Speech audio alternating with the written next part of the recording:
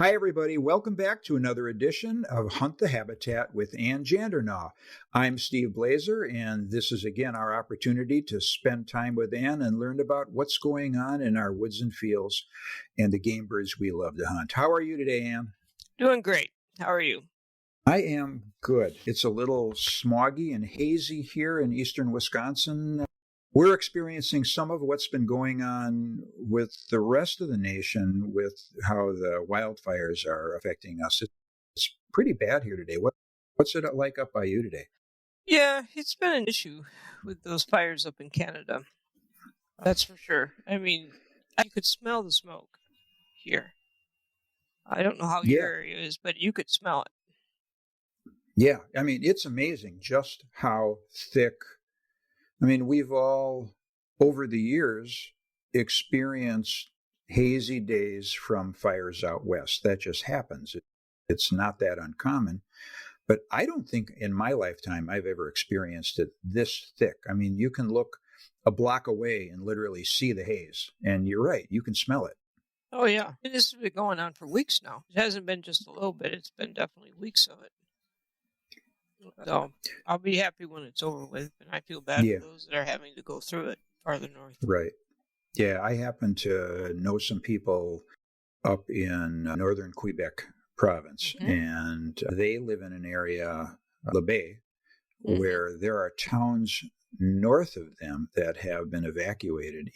It's just not safe up there. Oh, wow. Um, yeah, it's pretty serious. I hate to put it this way, but you don't have to look far to feel thankful for what you do have. So, Yes, you're right about that. And what are you seeing right now out in the woods? This is it's supposed to be a time of plenty right now. Everything has well, bloomed. oh yeah, it's definitely greened up quite a bit. We're dry for a little bit, but fortunately the rains came in time, and you can tell a difference. Like some places on the gravelly soil, some of the ferns aren't developed yet, but everything else looks great. I mean, it's lush, it's thick canopy right now of cover. Lawns were starting to get a little bit brown, but now they've greened back up. And the one little thing that we're concerned about is we're starting to get reports in of tent caterpillar issues. And I have a friend that was over by Ashland toward Bayfield and through there, and there was a little bit of tent caterpillar defoliation going on. And then in Minnesota, they're starting to see problems with the possible tent caterpillar infestation. Had a massive outbreak in Minnesota in the early 2000s, and they would be seen crawling all over the roads, the houses, and trees. It's not something that you really want to have happen. You're going to have it happen. It's roughly about a 10-year cycle, but the issue is that for Minnesota in 2013, the forest tent caterpillars defoliated about 1 million acres of trees. So Wow. the problem is if they keep coming back year after year, then it really stresses the trees. And I've got a buddy that was up camping the northern part of Marinette County, and he came back and said that he saw it up there too. And Mm-hmm. it hadn't gotten real bad yet, but it felt it was the beginning of a problem up there. It's just one of those things that happens periodically, and we have to deal with it. So it just is what it is. Mm-hmm. And again, what this does is it, correct me where I'm wrong. They get into the clear cuts and they take away the cover. Right. Now you lose the cover and repeatedly, and the hen has to keep moving from one place to the next, and it makes it really difficult to raise a brood when you're constantly losing your habitat. So if you get an infestation that happens 2 or 3 years in a row, can you also do damage to the trees themselves? Absolutely. It'll start thinning ahead of time. Think of a clear cut as if it's a butch cut. Many people think of it like that, as if all the trees are even, but they aren't because of the root system and the way the trees sucker off the root system. And I mentioned before how there's main roots and side roots. Well, side roots, trees on side roots are not as tall as trees on the main roots. So that would affect the trees on the side, and it would probably they would have a die off. So that a lot of them would gone. If it keeps repeatedly happening, and so the ones that survive are the ones that are on the more main roots. So the thinning would happen earlier. Instead of the thinning really starting to happen about 13 to 14 years on up, depending on the soil. And this will be even magnified even more if it's on sandy soil. So, because sandy soil will also give you a leaching effect and a loss of nutrients. But now those trees are also getting affected by the tent caterpillar defoliation. One time, no problem. You start getting on that second or third time or 4 times in a row, you got some problems with the cuts. Is this, and this is not a direction that, that we had talked about going, but is this one more reason that when we look at places to hunt, we want to look for more clay soil because clay soil is a little more forgiving? You mentioned earlier about the ferns not coming back very well in the areas that were gravelly. You mentioned a second ago now that the cuts and how the cuts are affected by the tent caterpillars, especially if it's sandier soil. It sounds like that clay soil is just more forgiving for situations like that. Is that a fair statement, or am I just going for that? But then clay soils will compact a lot quicker than a lot of the other soils. I mean, you can compact sand, but clay, it takes quite a bit to undo it. So like when they do a skid trail, or when they do a log landing, or they harvest an area that's too wet, they shouldn't be out there, that really quickly affects it.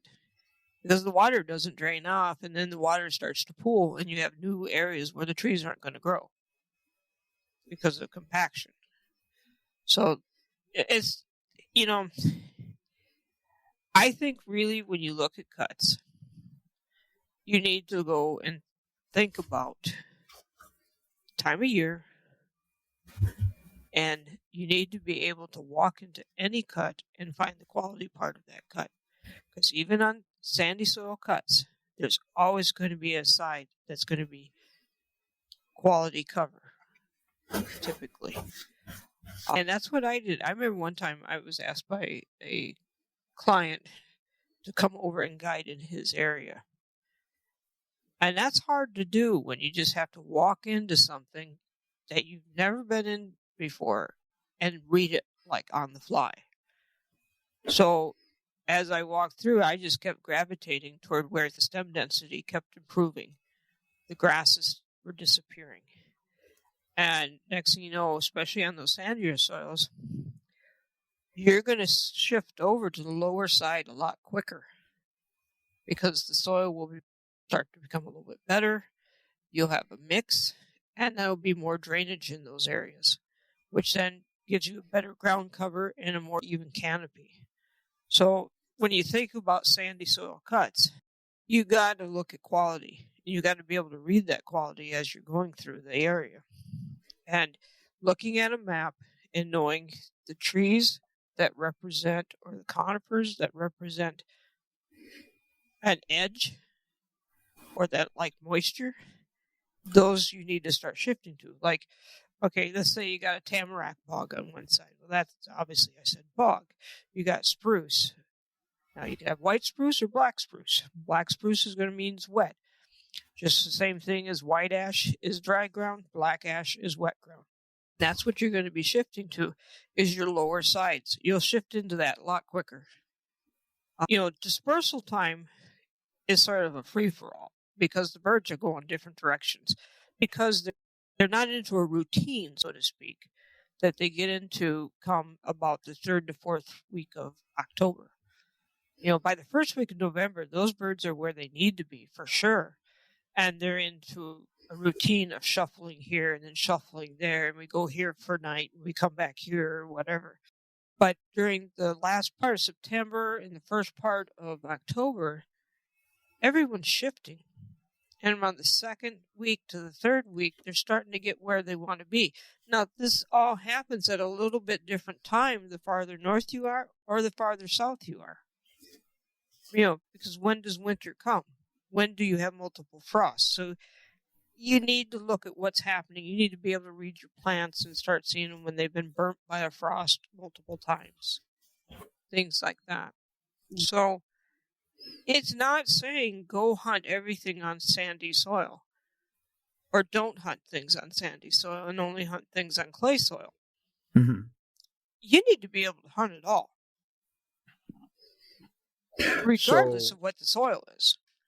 So what I'm hearing you say, though, and tell me if I get this right, when you are in a new cut, you're working a new cut and you're trying to find that, you've used the term before, the Goldilocks section, the section that's just right. You want to work elevation.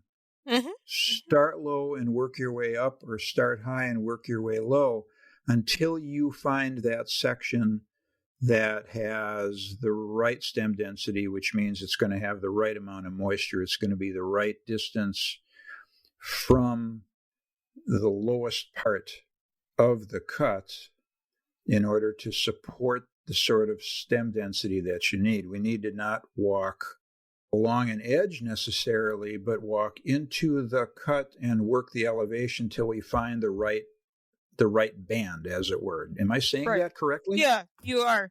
Because, just take, for instance, I can think back of this one particular place. The east side of that, there was a cut that wrapped around a hilltop, and it was hardwoods on top, and it was wrapped by a creek around the outer edge, all the way down. And it was basically on the east side, the conifers came up quite a ways in the morning. So it went from cedar to black spruce to spruce to starting to see some balsam fir and aspen mixed, and then the aspen, and then it went into aspen and some hardwoods mixed, and then it became more hardwoods, and then on up into some oak at the higher level. And that particular area, I would be working up a little higher because there were so many conifers down below on this particular area. So in the morning, that worked out really good because there was so much lowland conifer that needed moisture, and then that went into the balsam fir and the aspen mix. All of that was really good because it pushed you up a little bit higher on the edge, because the sun had to get above those conifers to start getting rid of the dew on the floor of the aspen cut. So I knew on that particular cut, I couldn't hit it real early because I had to wait till that sun to get up to a certain angle to hit the floor of the aspen cut to start drying things out a little bit in there. So I'd have to time when I was going to show up at certain areas that I was going to find birds. And then as the sun got higher in elevation, I tried to be by about 10 o'clock down at the bottom of the cut. So the bottom edge of the cut, down where it wraps around the end of the hill. And then as it was getting closer to lunchtime, I'd try to be on the back side of the hill because the sun really wouldn't affect it until it got almost a little bit, high noon, because it was on the west side. You got to think how the sun is affecting even how a cut matures, the understory, and also how it's going to dry out and how the air might flow around those areas as well. So if I have a west wind, I'm going to want to be on the east side down low because it's going to go right over the top of me, or vice versa. You have to think about how the land lays and how your timber and the structure of the timber lays in that particular cut.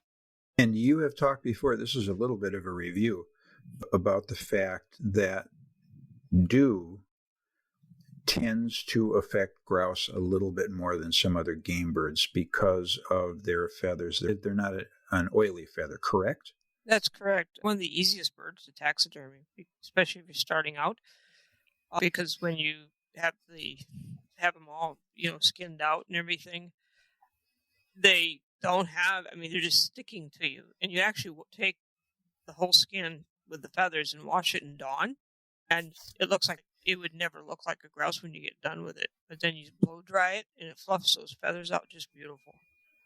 And it's really interesting because it just really, when you breast a bird out, everything's sticking to your fingers, the feathers. So they don't have much oil. And as usual, I've pulled you away from the topic we wanted to talk about here. Yeah, I went down the lane of taxidermy again. That's all right. We were going to talk about what you're seeing in the woods right now in terms of chicks and such, and we ended up talking about clear cuts again. So what are you seeing out there right now? Right. Well, let's see here. The hawks are definitely parked in their usual spots where there usually are chicks. I see hens on the edge of the road. They're hesitant.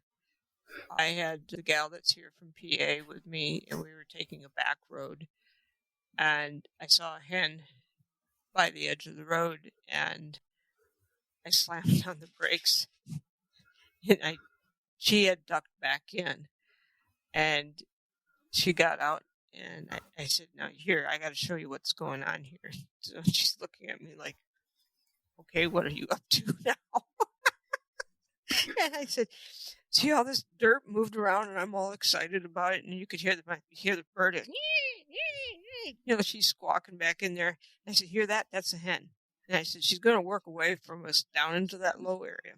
Sure enough, she makes her little calls, and eventually she feels safe enough and has all the chicks over there. And you couldn't see anything; you could just hear her heading in that direction. So she got along far enough away that she felt good about it.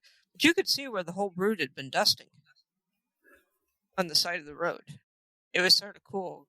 They had been kicking up dust for about 5 to 6 feet on that edge of the road, and about 1.5 feet wide. They were just had everything loosened up, and everyone was having a big sand bath.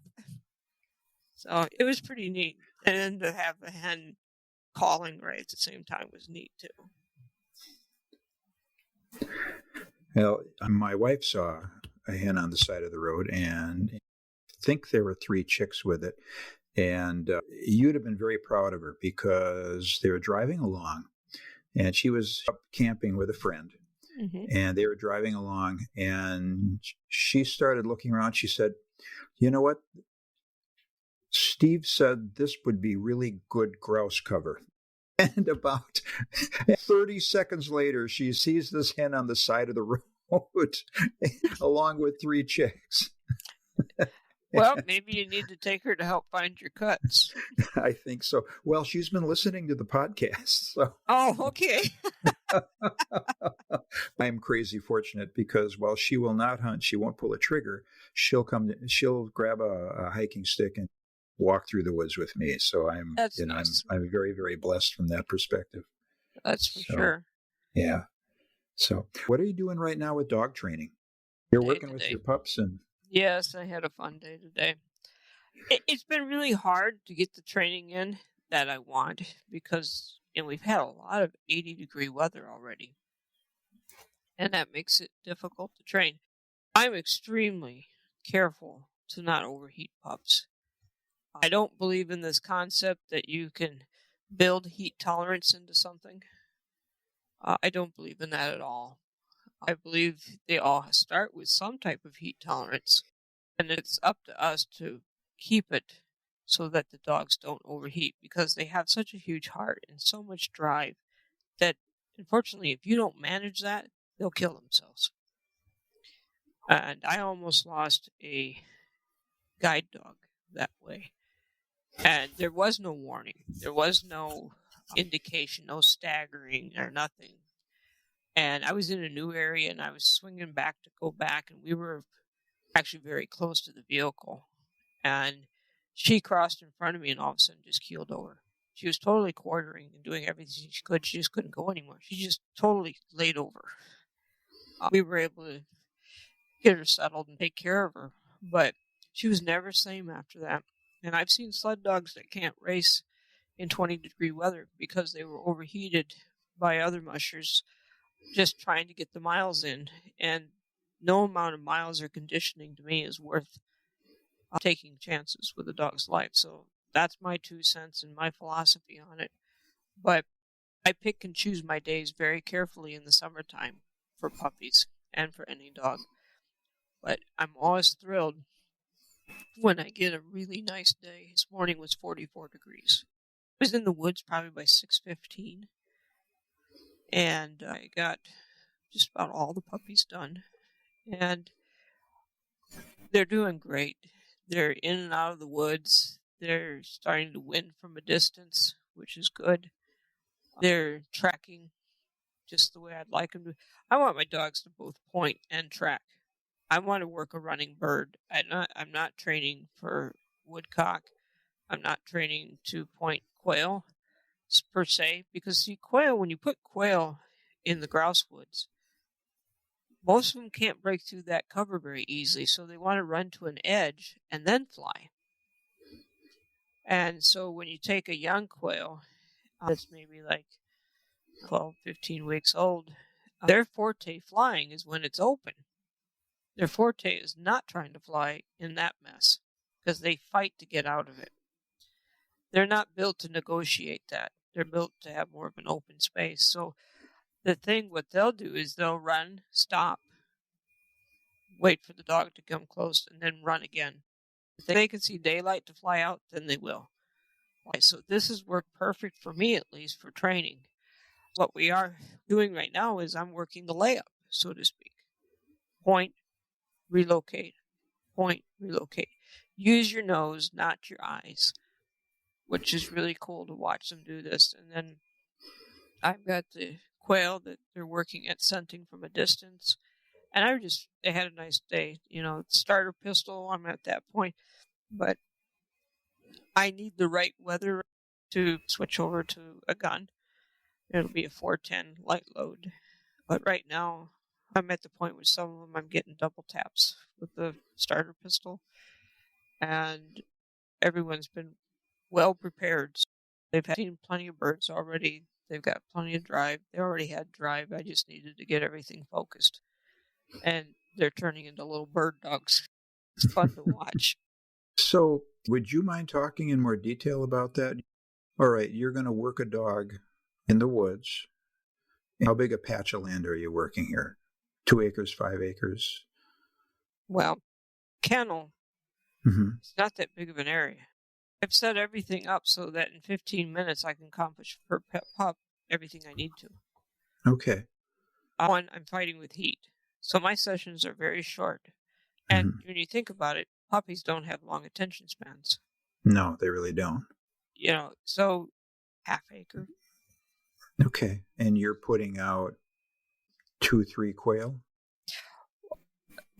In the beginning, what I'll do is, because I don't want any quail to pop up in their face, I will take a bird, dispatch it, put some feathers on the ground, let them hit that scent first when they're really little, and then eventually toss it in and get them retrieving, bringing it back. I put 1 quail out for each pup, is what I put out. And if it holds, great. If it doesn't, if it runs off, I'm fine with that. Because remember, I want them moving when I'm going to start shooting. And the biggest problem I have with my lines is that they figure out they don't need to chase.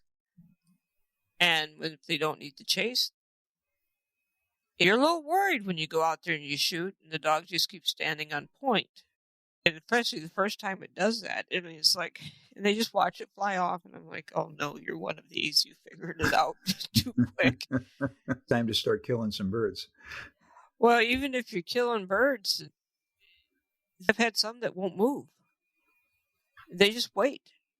I mean, I don't know how they figure it out, but it's like, no, you shouldn't be doing this. You're a freaking puppy. Go chase the bird. I don't know. It's frustrating. I've done all my homework, so to speak. But you should still be wanting to chase, little guy. You need to go chase. And he's like, no, I need to sit and watch the bird or stand and watch, because mine is the old setter's lines. So some of them will lay down on point. Some of them will be on a low crouch on point, and some of them might sit on point, which there's not that many that Now, usually if they do start to sit a little bit on point, once they get more and more into birds, the sitting goes away, and then you get the cat crawl, the cat look when they're on point. I remember one person saying, "Well, that's not good. It's sitting." I said, "Well, by the second or third bird, he won't be sitting anymore." Sure enough, by the third bird, he looked like a panther, all posed and everything. He goes, "Well, that was a vast improvement." Yeah, it's like people. It takes time to find your style. Mm-hmm. And they're all individuals. Oh yeah, yeah. Yeah. You just give them a chance. So, In a week or two, they'll change and do something else on you. so one of the things that I have asked you to comment on a couple of our previous podcasts is the training of the older dog. Okay, again, most of us at any given time don't have a puppy. Mm-hmm. And we've got that 3, 4, or 5-year-old dog that has been on birds, but we like to train. Can you talk a little bit more about what kind of things that you like to work on with an older dog this time of year? Everyone needs to evaluate the health of their dog and the weight of their dog and any other health issues. Everyone also has a different definition of what's old. I had a lot of guide dogs that were 9 and 10 years old and still doing great. But then all of a sudden they hit that 11 to 12, and then everything really started to change. So, with that being said, know the health of your dog. Know if your dog is underweight or overweight. And overweight's more of a problem than being underweight. Because anytime a dog is overweight, they're basically putting a lot more pressure on those joints. Think about the food that you're feeding. You don't want to jump an older dog right into 30-20 because that dog's not going to burn it up. You need to be looking at more of a food that's dedicated to an older dog. And then as the season goes on and you're training a lot, then bring in maybe some of the extra higher protein, higher fat. But, it's like when people get older, they can't digest the same foods that they did when they were 20. So evaluate your dog is the first thing.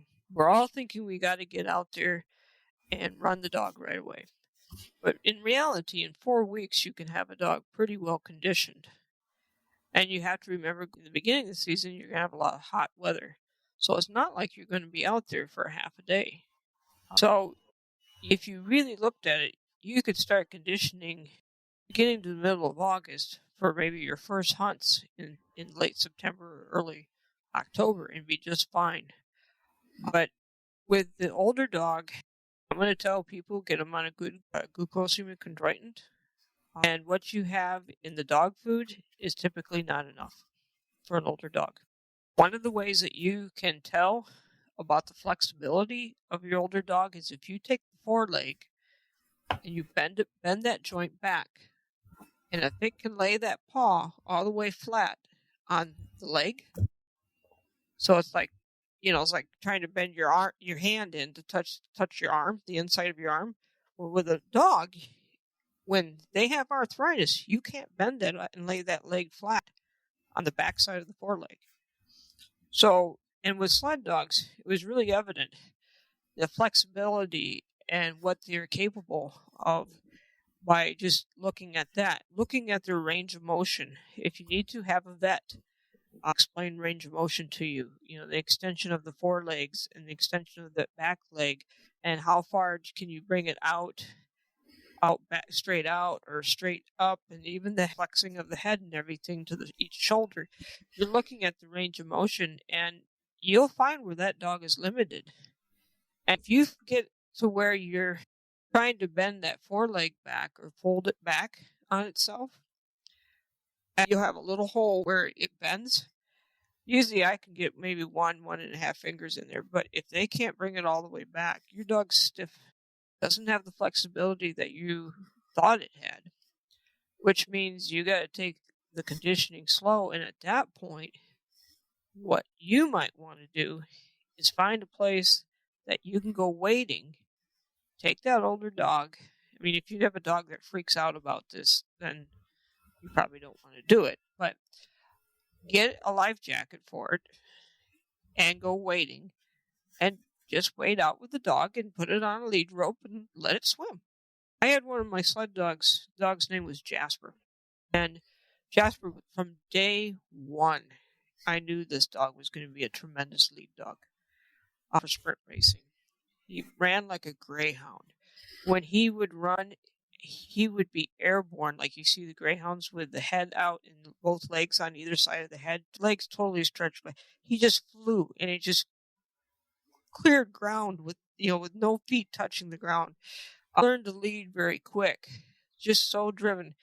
Well, he unfortunately got hit by a vehicle, and I was having a bunch of kids come over to the farm to do sled dog rides, and he got hit. Oh. And while I was doing sled dog rides, that dog was laying in blankets in the house until I could get him to the vet. So I had to take care of all the kids, and then they finally left, and then I was able to get him to the vet. They stabilized him, and I called my vet, which at that time was skiing up at Boyne in Michigan. And it was a Sunday that this all happened. So Monday morning, I went to the one vet, picked up the dog. They had him stabilized, and then I took him down to the other one. And this is sort of a long story, but I'll put it all together here. Is that he ended up having a 5-hour surgery. Extremely muscular dog, bone fragments all over. The hip was broken. The head of the femur got cut off to form a false socket. Plates, screws, pins.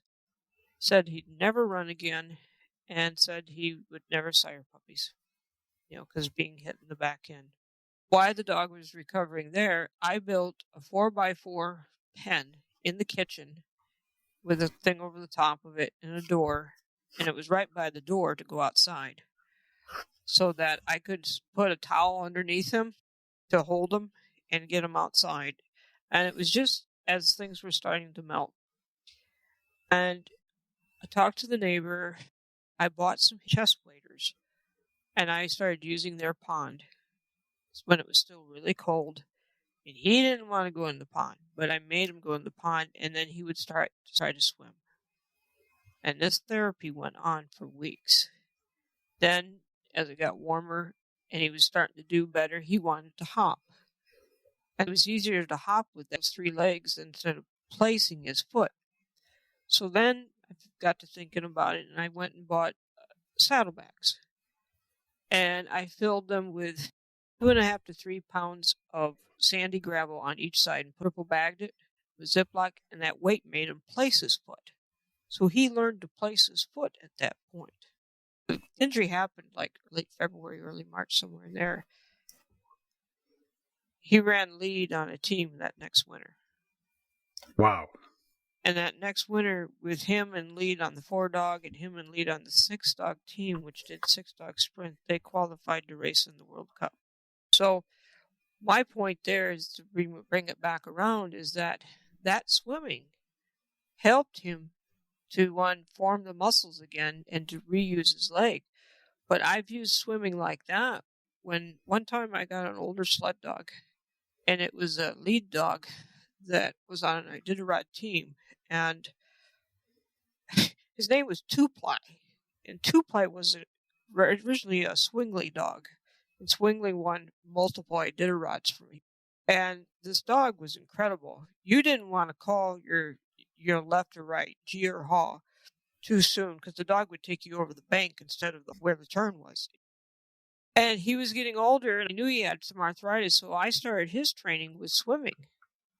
Same thing, just swimming him to get him loosened up and build his muscles and his endurance.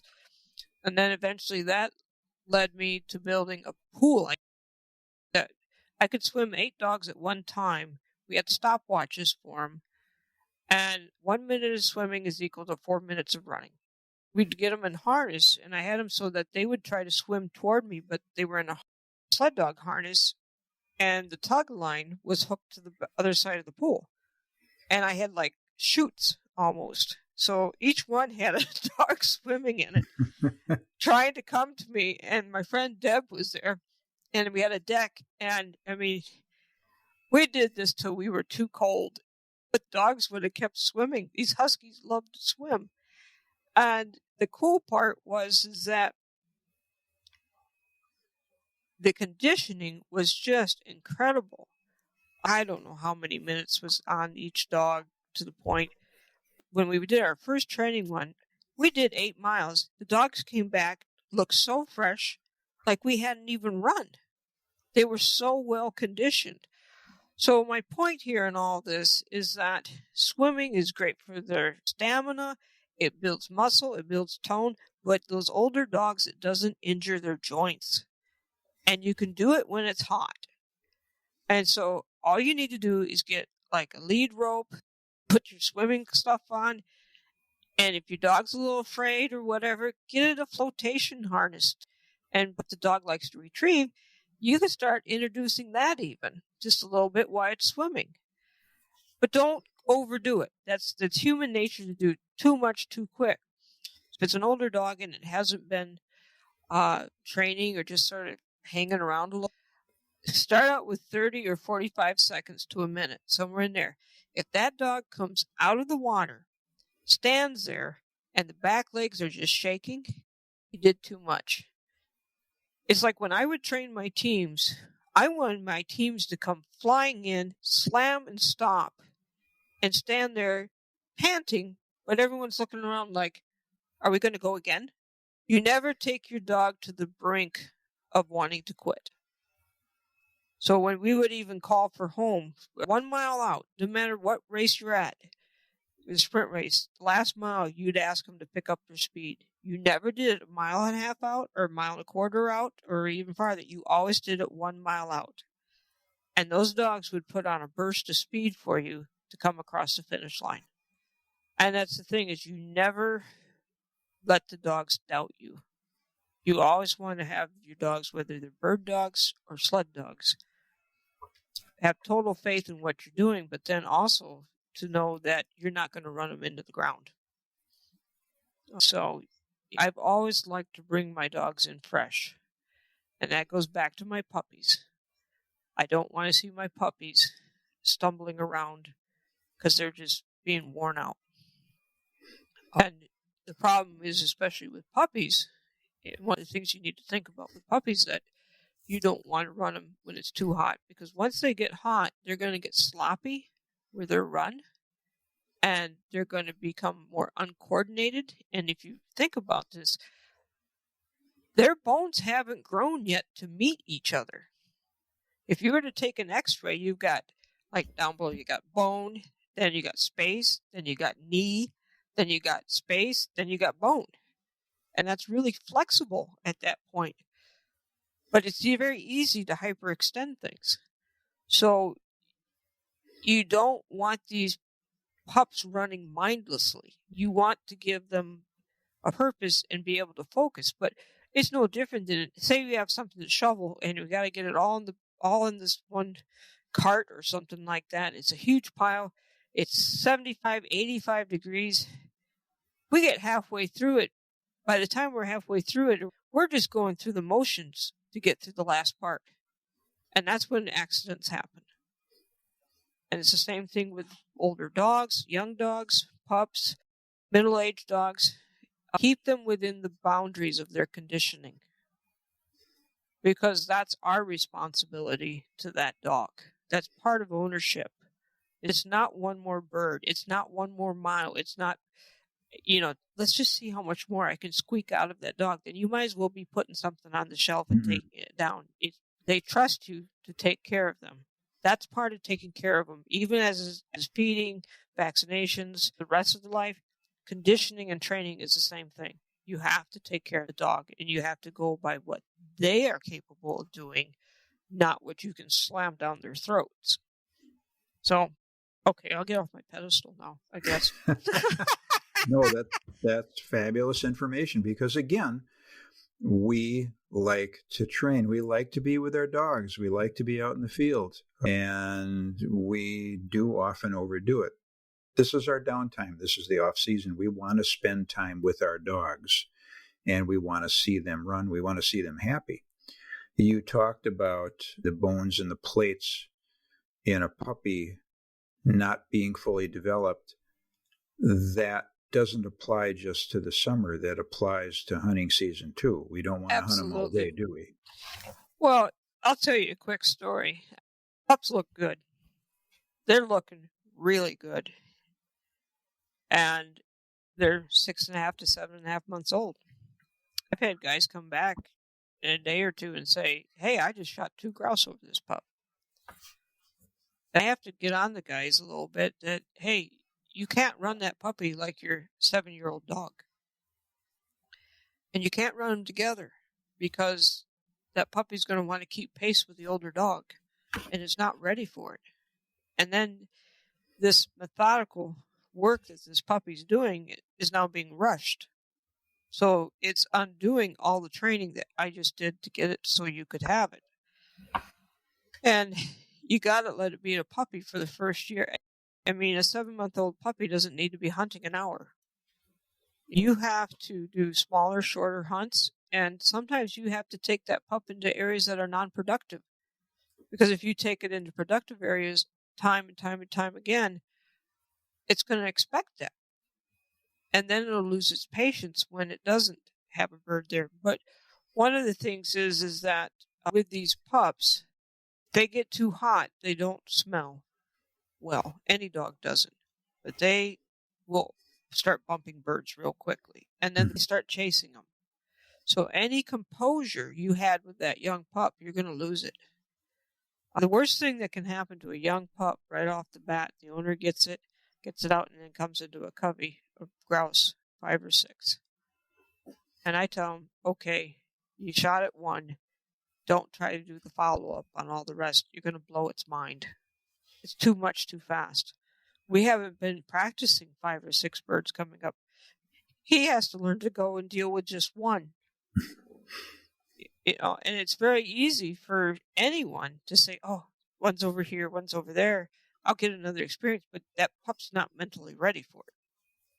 But you were talking about heat. What to do in the summer with these pups. What I like to do if it's too hot, and what I basically laid out a regimen for a gentleman that was in the suburbs of Minneapolis.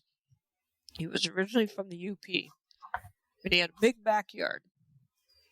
So I had him work on the whoa, at the crate, at the door, everywhere, and get to the point that he could stand out there.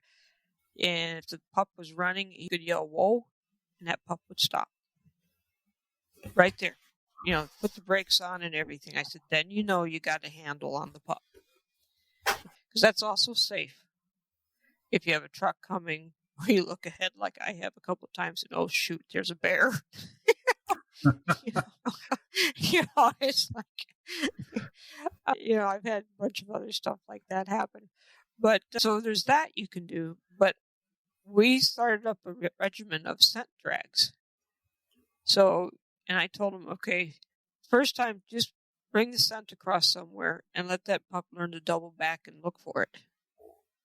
And try to find it, and try to find it again and again. And then the next time, you'll maybe hang the scent in the tree and take it and let it wind it and come back around and work that scent. Or you go and drag it, let it set for a bit, pull it away as if the bird fluttered 20 feet, 30 feet away, let it hit the ground again, drag it in a different direction, and then jump it a little bit. You keep jumping it. So the pup learns to relocate and to refine the scent. Relocate, refine the scent. That doesn't get a dog hot. It doesn't take long. So those are just little things that I've told people to do. And it has worked. Like the gentleman, he went from being in the suburbs of Minnesota to later that next year hunting with his dog and being extremely happy. And when you create a scent drag, and we did cover this a little bit on an earlier podcast, but just to review, when you create a scent drag, you're taking a couple of quail, putting them in a bag, and dragging the bag, correct? That's what I do. What he had to do was to take a canvas dummy, and he put some grouse scent on it and then worked off of that. Also, if you go to some place that has quail, ask ahead if they would fill a shoebox full of quail feathers and then seal it. You can use that to lay a track here and there, as if, just a feather here, a feather there. Because then what you're doing is, okay, you started with a lot of scent to begin with on the object. So now you're getting to smaller pieces of scent. Start out by putting a pigeon or something like that out there. And if they're doing a pigeon, that's a lot of scent. So now you need to work it back to less and less and less. So the dog or that pup is learning to work less scent instead of imprinting on it that it's a lot of scent each time. Again, I don't know that everybody knows this. I think most of us that have trained dogs know this already. But a pigeon is not a ground-dwelling bird by nature, and therefore it has more scent. It hasn't evolved to have less scent. Even when you're planting birds, pigeons carry more scent than quail. Yeah. So you talked a few minutes ago about water and water training. Yep. Talk a little bit, if you don't mind, about introducing a puppy to water and how you do that. I'll start with puddles. And I started with that puppy wanting to be with me when it's young. There's a video that I put on my Facebook, which is under my name, of a dog named Timber this spring, just going through that spring thaw water. And I had to watch it because it was probably getting a little cold. And in one place it got a little too deep and he actually swam just a little bit. That little bugger wanted to be with me. So it came to the first edge and ran back and forth and whined and cried and then just dove in. And that's what I do. Or I use another dog where it's monkey see, monkey do. First off, you need to look at your pup and think about it mentally. How tough is it in the head? How bold is it? A soft dog, you're not going to introduce it to water that's super cold because it's too much. Now, Timber's a tough puppy in the head. He had it all together. I mean, the little bugger was trying to bust brush and everything, up over logs and getting himself hung up, and this pup just was bold. But a softer one, you don't want to do that. You're going to want to make sure that the water's at a decent temperature, it doesn't shock it. And you don't do the thing where you throw the dog in the water and hope for the best. That is ridiculous. In my book, the only time I throw a dog in the water or get it in the water is if it was too hot. But I would gradually do it. I did throw my husky in the water one time when it got into a skunk. That's the only time I just pitched a dog into the water. It's like, oh, get out of here. And it had just gotten in my vehicle. Oh, no. Yeah.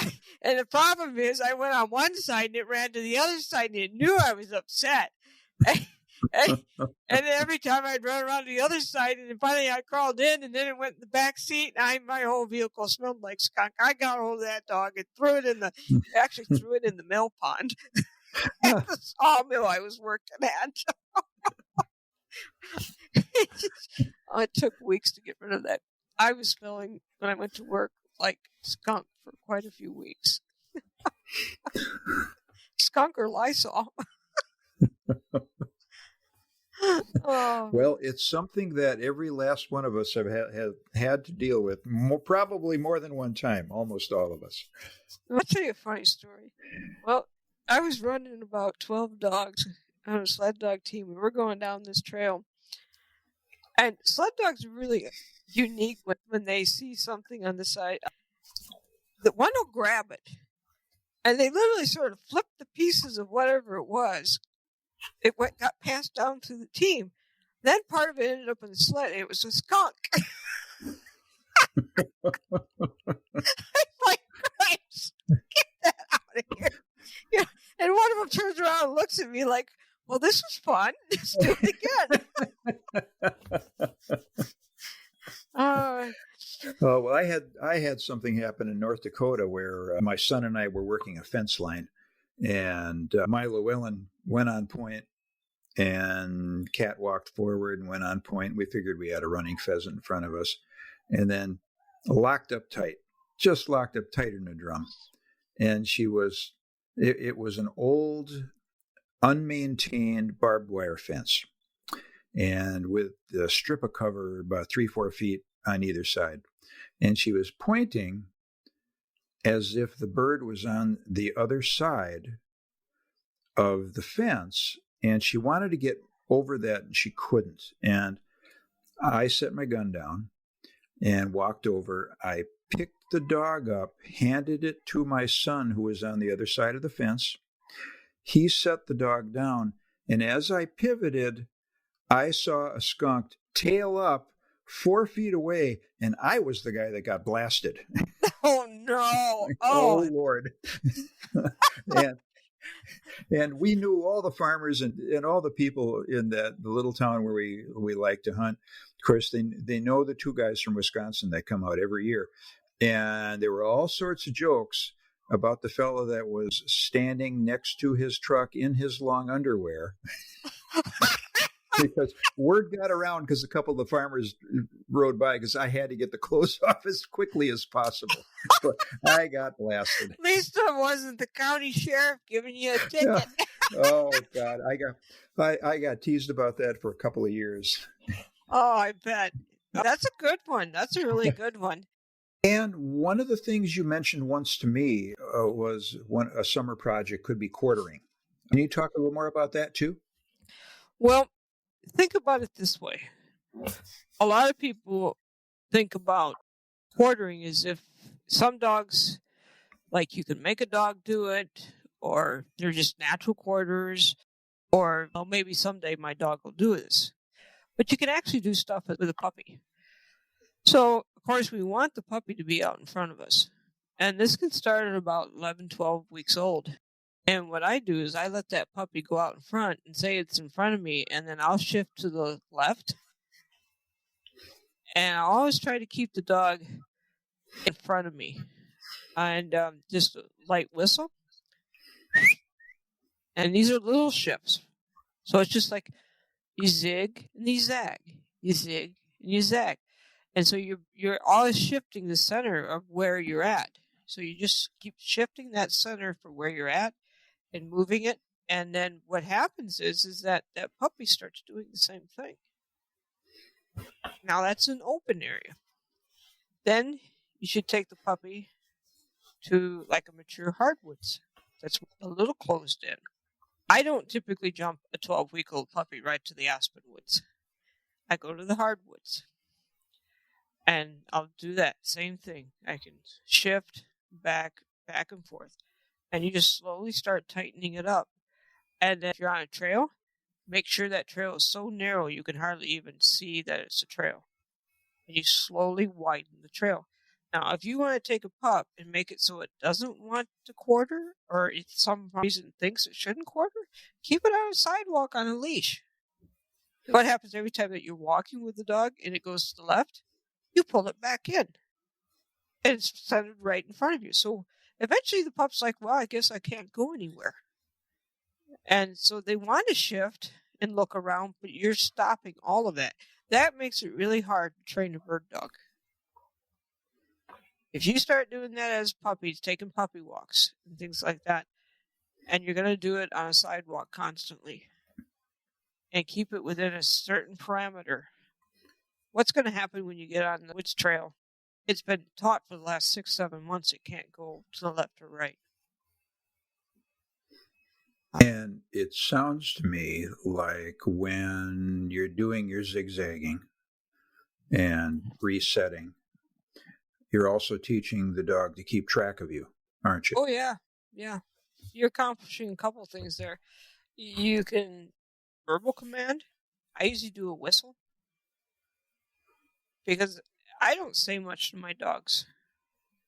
I like to be stealth in the woods.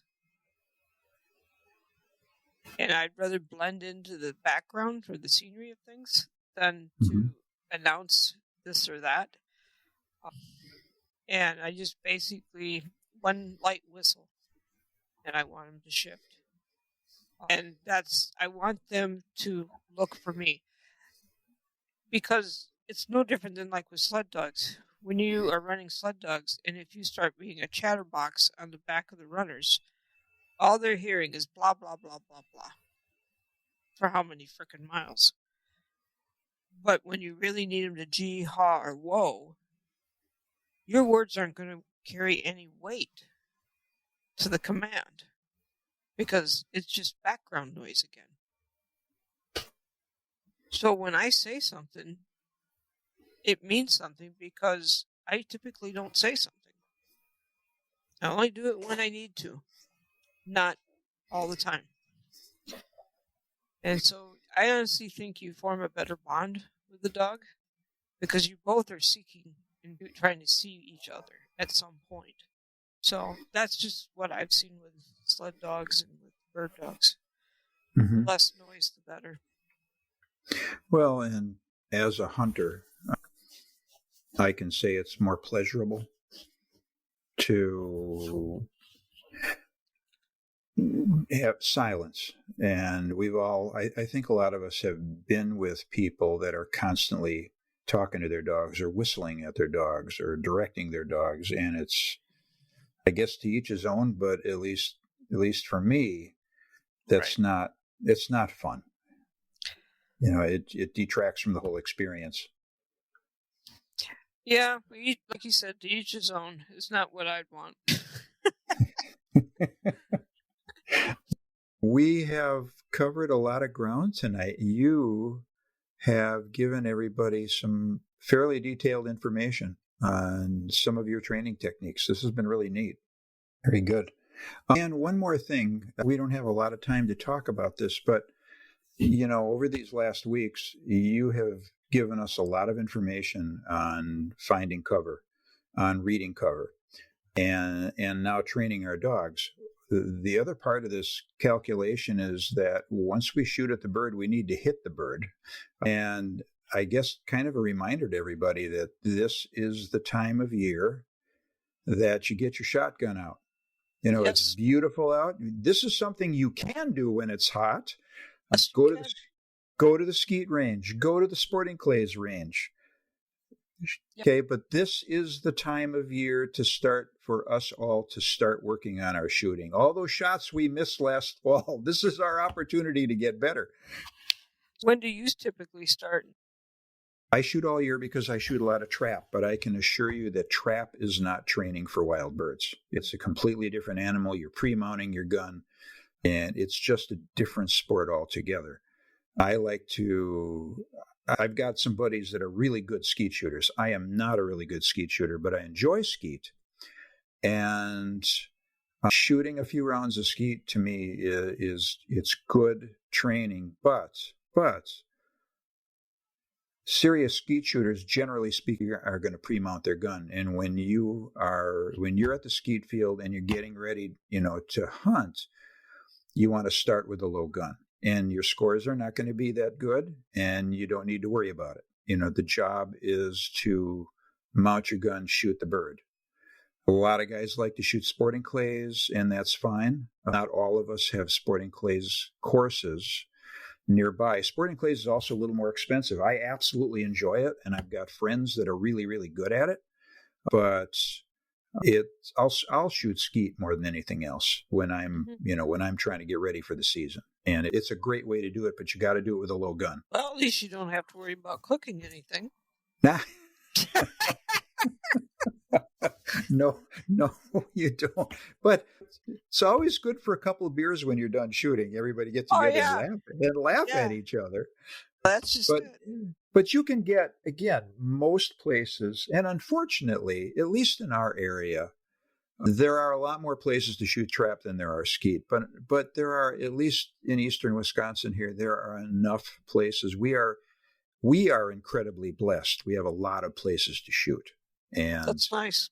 It really is. It really is. This area, there's 7 or 8 places within a half-hour drive that I could shoot trap, and there's probably 3 to 4 within a 30 to 35-minute drive that I could shoot skeet. And there's lots of opportunities here. I understand not everybody has that.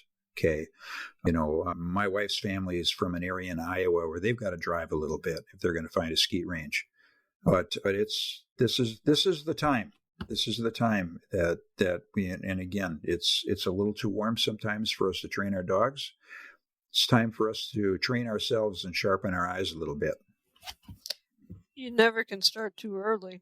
It's like with the No. dogs. I mean, you evaluate them and say, okay, you need to lose some weight. You better figure out how long it's going to take you, and don't wait till August. Are you saying we need to evaluate ourselves and lose a little weight too? Is that where you're going with this, Ann? I didn't say that. You're saying it. Smart.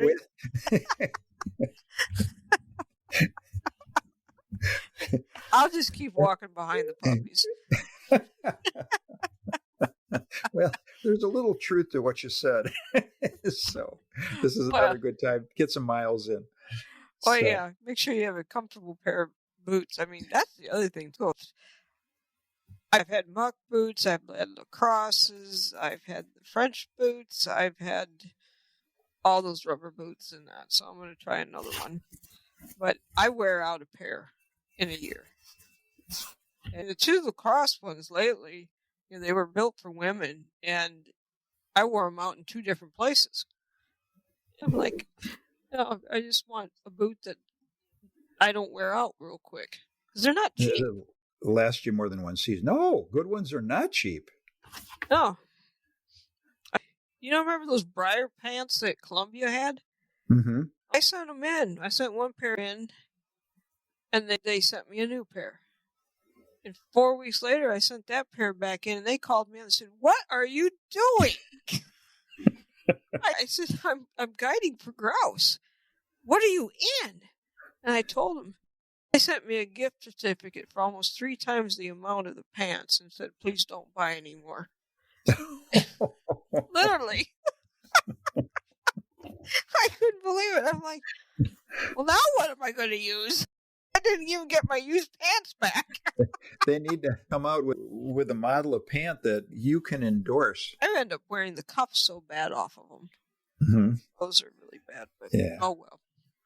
Now, those of you that guide, you guys put in an amazing number of miles. Those of us that are just hunters, even those of us that spend a lot of days in the field, it's guides. You guys put so many hours out in the field, out in the woods. Well, it's guides and the dog training and everything. It keeps you busy. Yeah. But I'll tell you what, the reward of watching a young dog, the light come on, turn the corner, or whatever you want to call it, and then finally everything comes together is worth so much. Yeah. And as always, we want questions from the listeners. So what is the email address that they should use to contact you and to give us questions? Yeah, you can go to www.mobilehuntingmaps.com.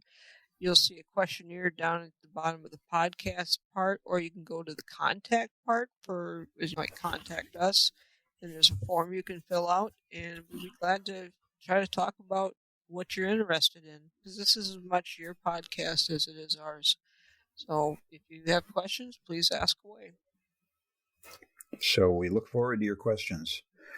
And thank you as always. We look forward to the next podcast and hearing more about what's going on with your puppies and what's going on out in the grouse woods. That sounds really good. Thanks again as always, Steve. Appreciate it much. All right. Everybody remember to hunt the habitat. Thanks for listening.